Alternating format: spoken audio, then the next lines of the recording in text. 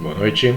Continuamos com as nossas aulas de atos processuais, relembrando que na aula anterior nós trabalhamos bastante nas hipóteses de gratuidade da justiça, isenção de custas e honorários periciais. Hoje, ainda dentro dessas hipóteses, eu queria trabalhar com vocês a questão dos honorários de sucumbência.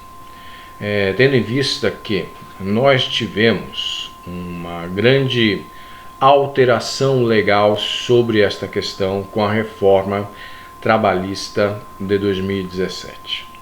Antes da reforma, o que nós tínhamos? Uma grande dificuldade em que o advogado pudesse, na Justiça do Trabalho, cobrar esses honorários em virtude da sucumbência. O que havia, e ainda há, já explico porquê, era a súmula 219 do TST, que colocava como requisito essencial para estas hipóteses que se juntasse aos autos o que se chama de credenciais sindicais, ou seja, que o sindicato em assistência judiciária àquele representado, devidamente representado com a sua procuração e sua credencial sindical, ele pudesse pleitear esses honorários.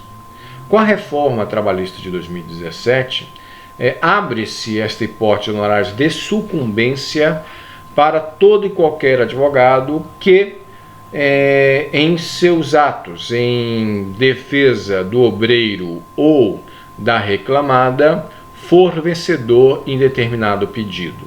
O que é que eu estou falando agora? Uma petição inicial trabalhista, a característica básica dela é que tenha alguns pedidos, para não dizer muitos pedidos. Então, por exemplo, se elenca-se 5 pedidos, dano moral, aviso prévio, hora extra, adicional noturno e insalubridade, o empregado vencer 3 desses pedidos, quer dizer que a empresa terá que pagar a sucumbência sobre esses 3 pedidos. Já, como ele pediu 5 e perdeu 2, os procuradores da reclamada também têm direito a honorário de sucumbência nesse objeto do pedido específico que foi indeferido. Então, isso trouxe uma nova faceta para a prática trabalhista. Por quê? Uma das bandeiras da reforma trabalhista foi justamente essa questão de honorário de sucumbência. Por quê? Porque, como vimos na aula anterior, que tratamos da isenção de custas, era muito comum que, com a mera declaração de hipossuficiência, você não pagasse custas. A grande diferença agora, como nós falamos na aula anterior, é a comprovação da hipossuficiência, após a reforma trabalhista de 2017. E também, antes da reforma trabalhista de 2017, muitos entendiam que existia uma promoção pela própria lei e prática trabalhista de lides temerárias. Por quê? O comum era não pagar custas em uma reclamatória trabalhista e não pagar honorário de sucumbência. Ou seja, entra com a ação que no mínimo você não vai gastar nada, porque não vai ter nem custo nem honorário de sucumbência. Agora não. Agora, se eu perder algum pedido desvairado, sem fundamento nem de fato nem de direito, ou porque a interpretação do juiz não foi conveniente ao interesse do reclamante, ele sim poderá pagar a honorário de sucumbência. Porém, após alguns anos da vigência da reforma trabalhista de 2017, algumas coisas foram sedimentadas. A primeira delas foi a Instrução Normativa número 41 de 2018 do TST, que fez uma questão intertemporal, dizendo o seguinte: olha só, meus amigos, os honorários de sucumbência ele tem uma natureza mista, híbrida.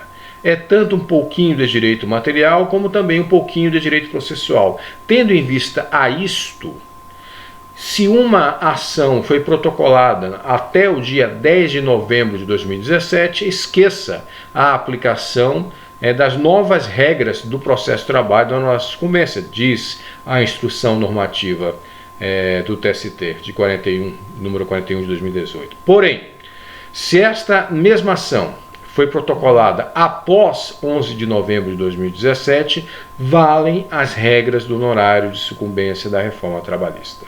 E nessa sedimentação jurisprudencial sobre essas novas regras, foi se entendendo pouco a pouco, ainda que não seja algo uníssono, mas podemos já qualificar como uma doutrina majoritária e atual, de que se eu pedir 50 mil de danos morais e o juiz me deu 5 mil, não haverá direito de honorário de sucumbência pela empresa pelos 45 mil reais perdidos naquele pedido de 50 mil, já que foi deferida aqui parcialmente o pedido por 5 mil reais de quanto indenizatório.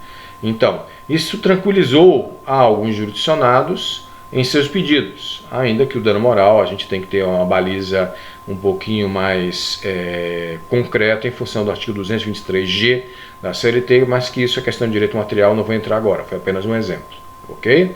Então, e pouco a pouco também foi se solidificando a ideia de que, primeiro, não há inconstitucionalidade nessa prerrogativa nova da reforma trabalhista, pelo menos ainda que não tenha sido julgada ainda a arguição de inconstitucionalidade no STF sobre essa matéria, a maioria das turmas já vem aí dando decisões sobre o tema, assumindo a constitucionalidade deste artigo da CLT, esse novo artigo da CLT pós-reforma trabalhista.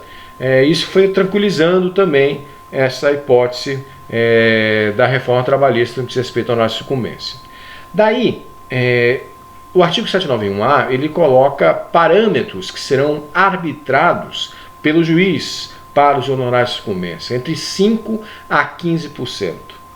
Cada juiz, então, fará a sua análise de qual o percentual devido, no caso específico, para o arbitramento dessas hipóteses de honorário de sucumbência. E mais, talvez até mais importante do que isso, com medo de uma hipótese que seja muito prejudicial aos empregados, essa fixação dos honorários que fica a cargo do juízo fazer, de 5% a 15%, ela tem justamente aqui uma possibilidade de passar esse encargo para a União, no desrespeito aos honorários periciais, e esta possibilidade também de condição suspensiva que aparece para os honorários sucumbenciais no parágrafo 4º da reforma trabalhista no que diz respeito ao honorário de sucumbência. Vamos lá. Se alguém teve aqui a possibilidade do benefício da justiça gratuita, que necessariamente não afeta aos honorários de sucumbência, porém, a exceção ao parágrafo 4º é que, se não tiver créditos suficientes para pagar os honorários de sucumbência para a empresa, por exemplo, reclamante pagando para a reclamada dos honorários, haverá uma condição de execução para a reclamada desses honorários, que é justamente o prazo de 2 anos em que parte interessada, que seria o patrono da reclamada nesses honorários comerciais contra o empregado, ele tem 2 anos para dizer ao juízo e comprovar a possibilidade que tem o reclamante de pagar esses honorários. Não acontecendo isso nesse prazo de 2 anos, nós teremos este arquivamento dessa possibilidade de execução. Essa é a hipótese do parágrafo 4º, ok?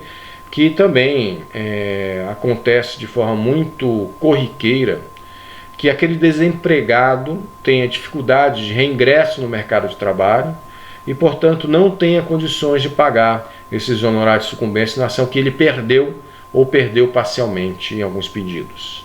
Então, essa hipótese de honorário de sucumbência, na prática, às vezes, o reclamante pode ter esta condenação, mas talvez não tenha a efetivação do pagamento dos honorários de sucumbência. E, finalmente, encerrando a questão dos honorários de sucumbência, nós temos a possibilidade desses mesmos honorários, com estas mesmas regras, nessa modalidade de resposta do réu, que é a reconversão, que nós iremos voltar a tratar sobre isso na aula de assistência, litisconsórcio e indefensão de terceiros que nós teremos. Vou parando por aqui.